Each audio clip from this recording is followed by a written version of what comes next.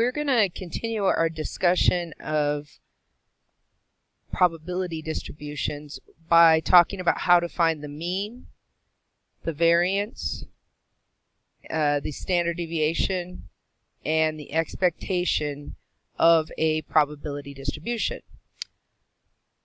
So one thing that I want to mention right now is that they don't mention this until later, but I'm going to mention it now, that the mean and the expectation are exactly the same thing.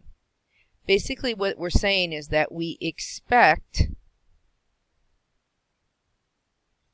to get the average when we are conducting a probability experiment. So the expectation and the mean are computed exactly the same way. It could be asked either way in your homework or on the exam, but they're computed exactly the same way. So let's write down these formulas, and then we'll look at them with the probability distribution tables because they don't really make a lot of sense until you see the table. So we know that's the mean equals the sum of the x times the p of x's. I like to put a parenthesis here, make it real clear. So we're going to take all the x's times the p of x's and find the sum of those. And then to get the variance, we're going to take the sum of the x squares times the p of x's. And once we've calculated that, then we're going to subtract the mean, what we had found over here, squared. So let's see how this works in practice. We have a probability distribution here. This is one we've looked at, we're pretty familiar with. It's each of the outcomes that you could have on a regular six-sided die, and then the probability of each one occurring. So for each one of these, we have a 1/6 chance of any of the six numbers coming up on the die. And so we're going to use this formula to find the average.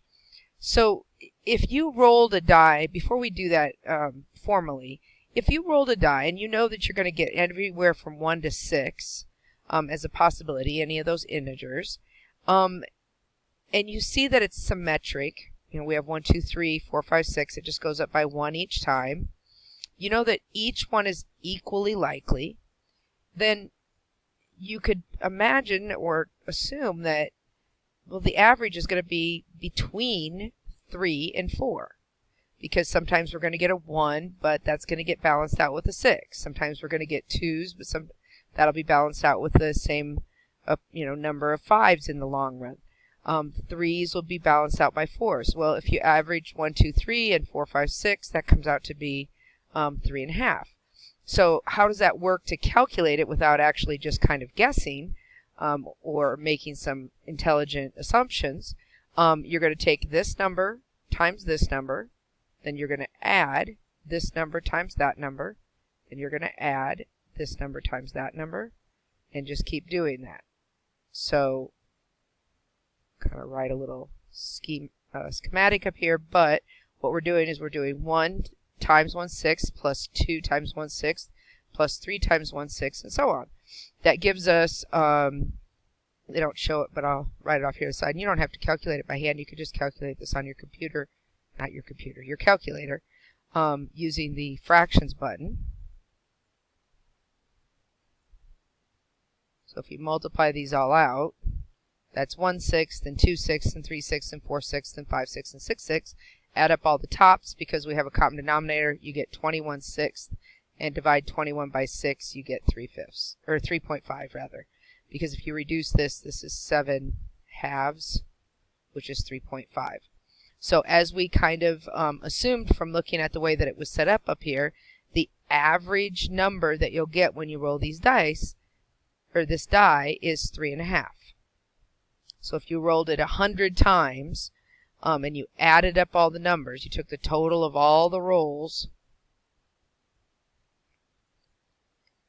and say the first time you got a 1, and the next time you got a 5, and the next time you got a 2, then you got another 1, and then a 6, and you just kept adding those up until you'd rolled 100 times, and you added all those rolls up that you divided by 100.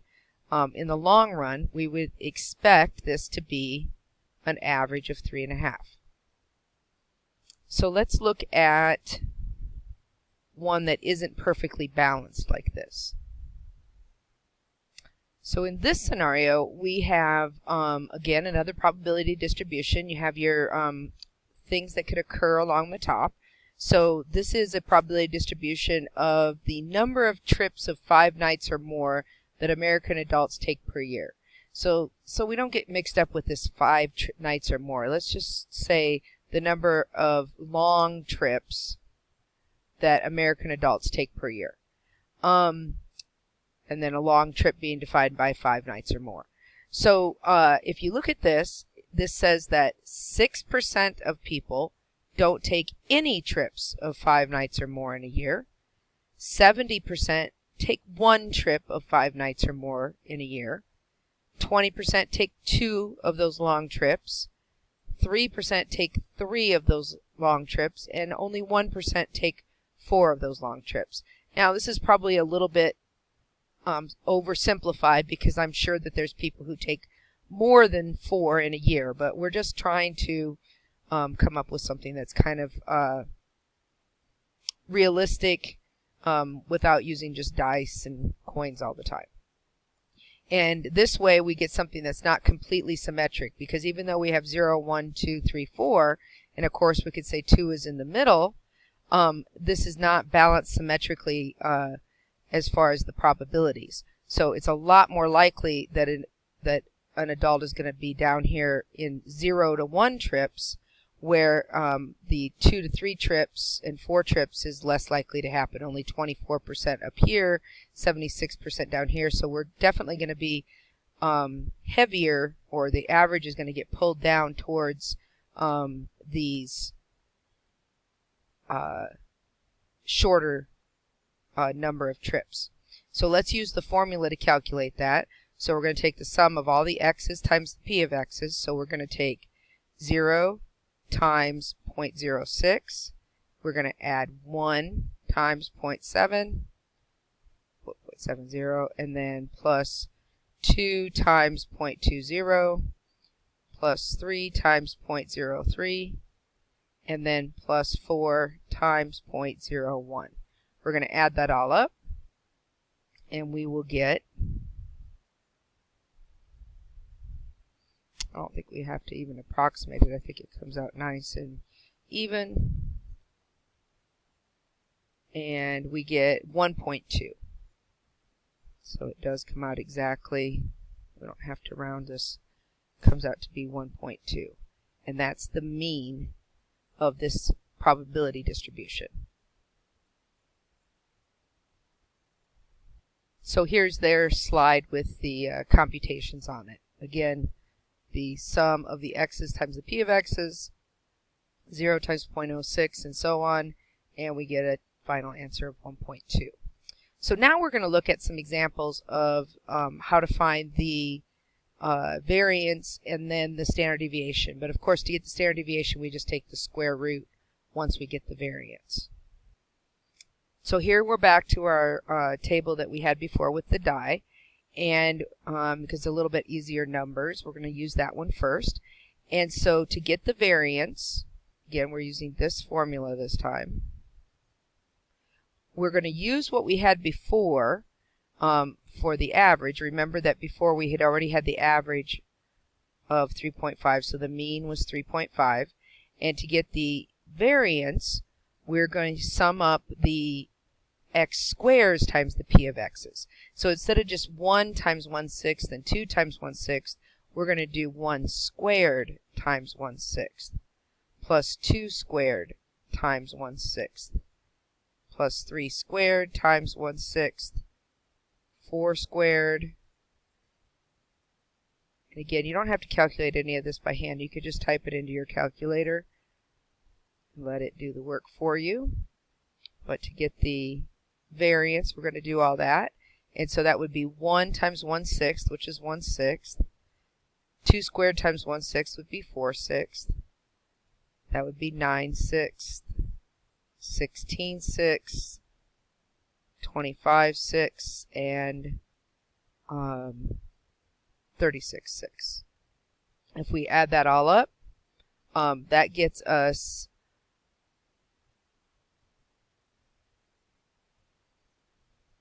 91/6. But remember that that was just the first part of our formula. You're supposed to sum up all the x squares times the p of x's, but then you're supposed to subtract mu squared. So let me just do that in a different color so we can kind of see it. Okay, so then we're going to subtract the mean squared. So this should be in parentheses. And once we do that, we're going to subtract 3.5 squared. Here's our totals, but we still need to subtract 3.5 squared. So 91/6 minus 3.5 squared. You don't necessarily have to write this down, but 91/6 is about 15.17.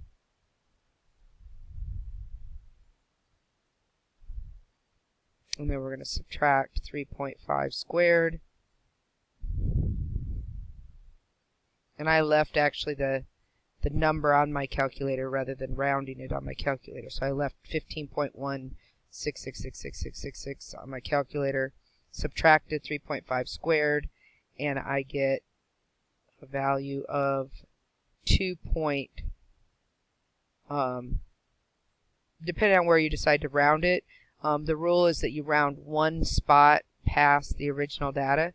So since the original data was whole numbers, we're technically just going to round to one spot past the decimal, which is 2.9.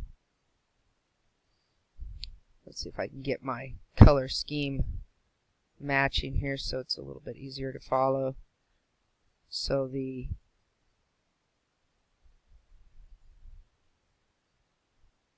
$15.17 came from the 91/6, then we subtracted the mean squared, and that's where we got the 2.19 for a final answer. Now remember, that is the sigma squared, so that's the variance. But we also want the, it asks to find the variance and the standard deviation. So to get this, the standard deviation, we're going to take the square root of that 2.9. And again, I still have it on my calculator, so I'm going to use what's on my calculator and do square root of the answer, because that's more accurate. And I get approximately 1.7, which again is the same thing that they had up here.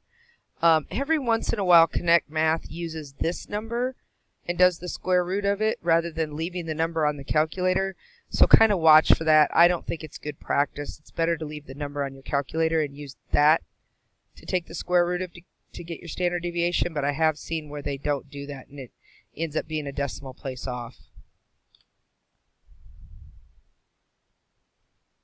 So now let's look at another example, and in this one it asks us to find the variance and standard deviation, but remember that in order to find the variance and standard deviation, I've got to have the mean anyway. So the situation here is a talk radio station has 4 telephone lines. If the host is unable to talk, like he's on a commercial or something, or is talking to another person, the other callers are placed on hold. When all the lines are in use, others who are trying to call get a busy signal. So the probability that 0, 1, 2, 3, or 4 people will get through is shown in the distribution. So if no people get through, there's an 18% chance. One person gets through, that's 34% chance. 2 people can get through, 23% chance, and so on. So now we're going to look at what the average is and use that average then to find the variance and the standard deviation. So we'll use this first formula to find the mean or the average. So we're going to do 0 times 0.0 times 0.18 plus 1 times 0.34, etc., up until 4 times 0.04. You might try calculating that on your own just to make sure it comes out correctly, but you should get 1.6 for the average. So the average number of people that get through is 1.6. So if you kind of want to relate this, what this means is that 0 people getting through is basically nobody's calling. 1 person getting through is 1 person talking with the host. 2 people getting through is a person talking with the host and another person on hold. 3 people get through, that's a person talking to the host, 2 people on hold, and then 4 people is 1 person talking to the host, 3 people on hold. This is kind of a little weird the way that they've got it worded up above. All right, so let's continue. So the average number of people that are through is 1.6, which I guess would mean 1 person talking to the host and a half of a person on hold. We know that's not realistic. Means don't always have to be a realistic possibility. It's just that we know it's somewhere between 1 and 2 is the typical number of people that have gotten through. So now let's look at the other formula and find the variance. So we're going to start with 0 squared times 0.18, because we're doing the sum of the x squares times p of x's. Then we're going to do 1 squared times 0.34, and we're going to continue that up until 4 squared times 0.04. Don't forget, though, very, very common mistake is to forget this mean on the end. I'll have people that'll either completely forget to subtract anything here, or they'll subtract the mean instead of the mean squared. So just be really careful to subtract the mean and square it. So subtract the mean squared.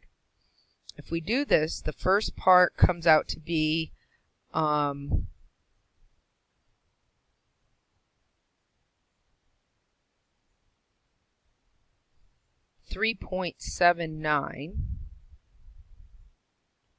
and then we're going to subtract 1.6 squared, and that gets us about 1.2. Again, I would leave that on my calculator. The 3.79, I would leave the whole number that I get there before I subtract the 1.6 squared, and then it's more accurate. So, because this actually comes out to be like 1.23, but we want to round it 1 place past the decimal since the original data was whole numbers. Connect Math always tells you where to round it, and I don't get too picky on the test about it as long as you try to do it correctly. So now that we have that number, leave that in your calculator again, take the square root of it, and you should get approximately 1.1 for the standard deviation. So this is the variance, and this is the standard deviation. The symbol stands for variance, the symbol stands for standard deviation. So here's their nice written out work for what we just did for the mean, the variance, and the standard deviation. Again, they get the 1.2 and the 1.1. And then they pose one real quick question to us. They say, should the station have considered getting more phone lines? Now, there's a couple different ways that you could look at this. If we just look at the fact that the average is, let me write this down. So actually I just pulled the slide back up that had the information on it rather than rewriting it down. So there's a couple different ways we could look at this. We could look at it in a fairly simplistic way and just say, well, we can see only 4% of the time do we have all the lines filled. And so it doesn't appear that we have a lot of people here. Or we could take the average and the standard deviation and draw ourselves a curve. This isn't exactly normal, but we'll draw it as a normal. And it says that the average is, let's see, we had an average of 1.6, and then we have a standard deviation of 1.1. So if we go up 1.1 for each standard deviation, that would give us 2.7, 3.8, 4.9. So we're up in, before we get to 4, we're up in this area. So we're beyond 2 standard deviations. And remember, within 2 standard deviations is 95% of the data. So even at 4 and above, 3.8 we're already to the, that would actually be the 97th, 98th percentile, because this is 95% in the middle. So that leaves only 2.5% of the time that you would be above 3.8 according to this data. And so very unlikely, or it does not happen very often, that you have more than 4 people that would be trying to get through. So according to this, whether you look up here and just say, well, it's it's not very likely that we have all 4 filled, or if we go at it a little bit more detailed and say, well, because it's up in that like 98th percentile, we're probably okay. So either way, it doesn't look like they need to get a 5th line. If they got a 5th line, they definitely would not have many people using that 5th line on a regular basis, and so it's probably really not necessary unless it's free or something, or very, very cheap. So now we're going to look at that other term, expected value. But again, remember that the expected value is the exact same thing as the mean. So this is on your, even on your formula card, the important formulas and tables. It says that the expected value of x is equal to the mean, which is equal to the sum of the x times the p of x's. It's the exact same formula we were using here. So the expected value, or the expectation, is that we're going to get the average.